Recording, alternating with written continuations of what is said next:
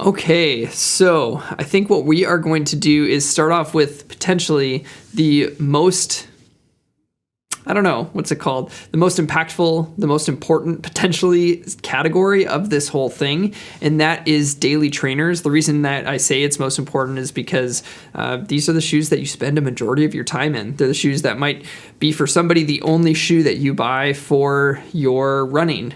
For many others, it's the shoe that you get some of your long runs in and some of your regular runs. You might get some tempo, and then you only have one other shoe for races. So this is the shoe that you're going to get the bulk of your miles in, and therefore we think it's of a lot of importance. So I'm going to kick it off to Matt to start with his pick, which is actually a really spicy pick, and I think it'd be pretty controversial. But Matt, what do you got for your daily trainer of the year? I would just like to clarify before I say this that I am not under contract with ASICS. I am not sponsored by ASICS, despite the number of people that have made that comment on our YouTube videos. Which I don't get, actually. I don't understand that, although I have a pair of their Silver Sprinter quarter tights that I do love and wear them all the time, but that's a different story. So my daily trainer of the year, which is going to be very controversial, is I'm going to give it to the ASICS Superblast. And there's a couple reasons why. The first one is that to me, the foam compresses so much, it doesn't feel as much like that maximal shoe compared to what my maximal pick of the year is. The second thing is when you said you want a shoe that you can do the bulk of your miles and you can hit daily training, you can hit a long run, you can hit a tempo run, maybe some workouts. This shoe did that for me, where I could kind of handle a little bit of everything, and it was still a fun shoe. It wasn't super fun to start out with. It was very stiff, and I actually had some like patellofemoral issues like the first mile or two.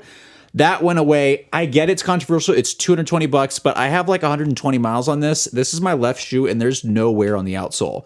So it's turning out to be worth the money in terms of its versatility. I know it's a tall price point, at least, but it seems to be worth it for someone like me that normally kills shoes. I think this is by far the most durable shoe of the year. Yeah, I think what's interesting for you, like if you haven't followed Matt's experience in outsoles and wearing down shoes, he has often broken through an outsole within 25 to 30 miles. So for something to get to 100 is a huge deal for him. $220 is a tough pill to swallow though for a daily trainer. It definitely is. I mean, I'm going to be totally honest. If I was not with Doctors of Running, I would be using a medical discount on that for sure. But it's turning out to be worth it in terms of if I wanted one thing that can handle a little bit of everything and have the durability to last, 600, 700, 800 miles, if not more. I think with my experience now, to me, that would be a worthy investment, especially compared to like triathletes who spend thousands and thousands and thousands of dollars on other gear. To be able to have one thing that's kind of supportive in that and, worth it to me, but I still understand it's an expensive price point and a controversial shoe. Can you slow down in it? Like, are you comfortable at slower paces? Yeah, definitely. Okay, cool. When it breaks in, initially it's not like the first 10, 15 miles, it is not comfortable to do. It wasn't super comfortable to do easy miles in, but then as it broke down after that, it's been great. And so that's one of the reasons I typically take my kind of minimum for me, just because I really need to see what the durability is at least 30 to 40 miles on shoes. So, but this I got 110, 120 and still intact. Yeah, still going. Yeah. It's when you're reaching for. And just for a couple easy specs for everybody, just in case you haven't had experience with this shoe, it is their shoe that they have pushed the boundaries with in terms of the amount of foam underneath. So there's 45.5 millimeters in the heel, 37.5 in the forefoot, 8.4 ounces. So it's a very light shoe, $220. It has a dual density midsole. So it's got their Flight Foam Turbo is the bulk of it. And then they have their Flight Foam Blast Plus on the bottom to give it a little bit of a stable platform on the bottom. No plate at all. It's just but it's still stiff because of the amount of foam that's really there. stiff despite having no plate. Right. All right, I'm going to go next for Daily Trainer, and then I'll kick it over to you, DJ, at the end. I always find, I'm going to grab it here. I always find that picking my Daily Trainer of the year is usually pretty easy because it's just what's the shoe that I put the most miles in over the course of the year.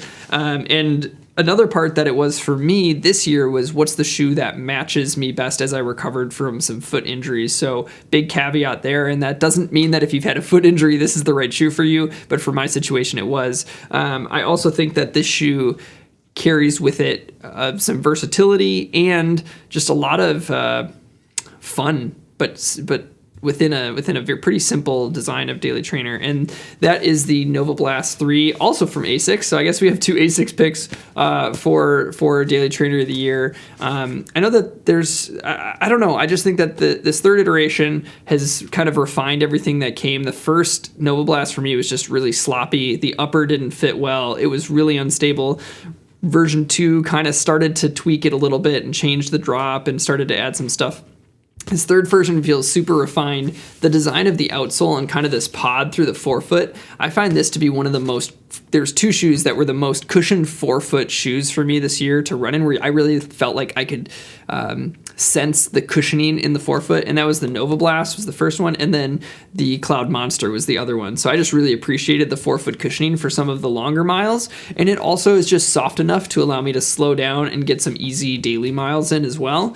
I also think that they refined the heel quite a bit so that it wasn't as unstable as the previous, especially version 1. Version 2 and 3 were a little bit better. So this shoe I could just do a whole heck of a lot in. I also, there's been a little bit of there's been some people commenting to us that we didn't comment enough on poor traction of the outsole. And I honestly just haven't had any problems. I have over 100 miles in this shoe as well. And I haven't had any problems with traction. And I've actually, in the last week, I took it back out because I was taking all the shoes I picked for my shoes of the years to just refresh them in the last week or so.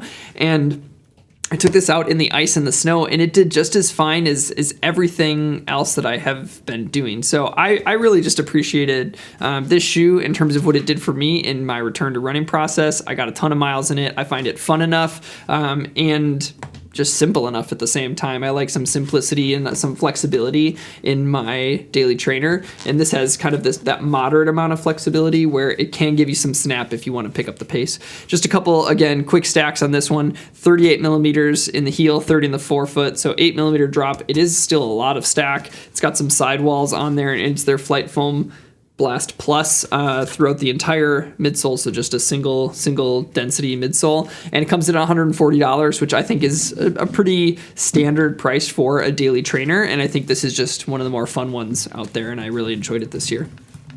So David, let's kick it over to you. What do you got? What's your pick for the year? Yeah, so for me, I go by what fits my mechanics best. It's kind of funny because like you said, you take a look at the shoe that gives you the most mileage on the year. And for me, my highest volume is usually workouts and long runs. So I don't always, like my daily trainers don't always have the mileage of my workout shoes, which is kind of funny. But in the days that I'm in between, that I just want to go, enjoy, be easy, just run nice, it's the On Cloudmonster. And this was a really, really close race for me because I also really like the ASICS Evo Ride 3. And so for 85% of this year, I was saying Evo Ride 3, Evo Ride 3. And then I was like, I do really like the Monster, though. And I took it out again a couple weeks ago because we were starting to wrap up our thoughts. And I was like, no, it's the Cloudmonster. This thing works well for me. And so it provides a good amount of cushioning. This has been an interesting year for On just in general. I think that some of their offerings this year have felt even better than their previous ones. Anyway, sorry, I don't know. I think that they get some flack sometimes that I don't know if they deserve, but I think they've produced some good shoes this year. Keep going.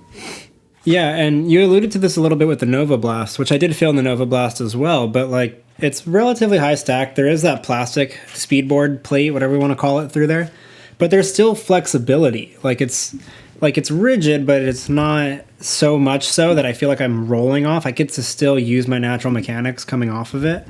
It's something like for the Saucony Endorphin Shift 3, like I liked the shoe, but I just felt like it was a little too stiff for me up front.